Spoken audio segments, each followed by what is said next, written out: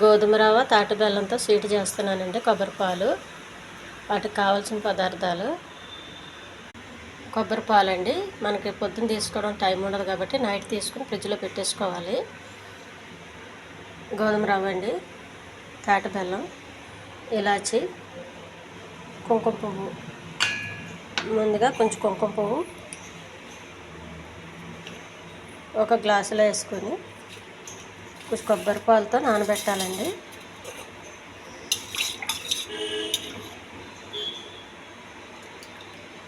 కొబ్బరి పాలు కొంచెం గడ్డగట్టినట్టు ఉందండి, ఫ్రిడ్జ్లోంచి ఇప్పుడే తీసాను. అది మనం వేడి చేసినప్పుడు సరిపోతుంది, కలిసిపోతుంది. స్టవ్ వెలిగించుకొని పెనం పెట్టుకోవాలండి.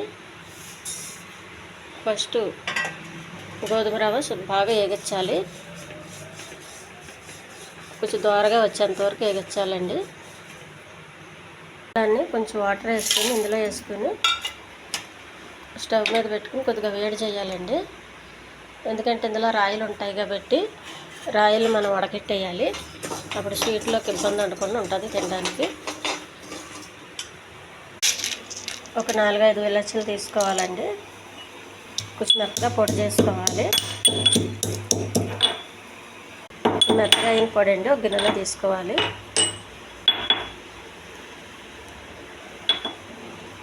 ఈ బెల్లం కొంచెం పక్కకు పెట్టి చల్లారనివ్వాలండి. చల్లారినాక వడకెట్టుకోవాలి. వేడిగా ఉన్నప్పుడు వడకెట్టద్దు, జాలి చినిగిపోద్ది. ఒక ప్లేట్లో వేసుకోవాలండి.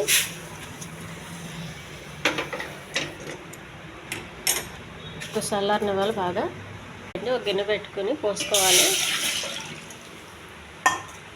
ఈ కొబ్బరి పాలకి కొన్ని నీళ్ళు పోయాలండి. ఈ ఉప్మా రవ్వ ఇందులో వేసేయాలి, ఉడకనివ్వాలి కొబ్బరి పాలతోనే.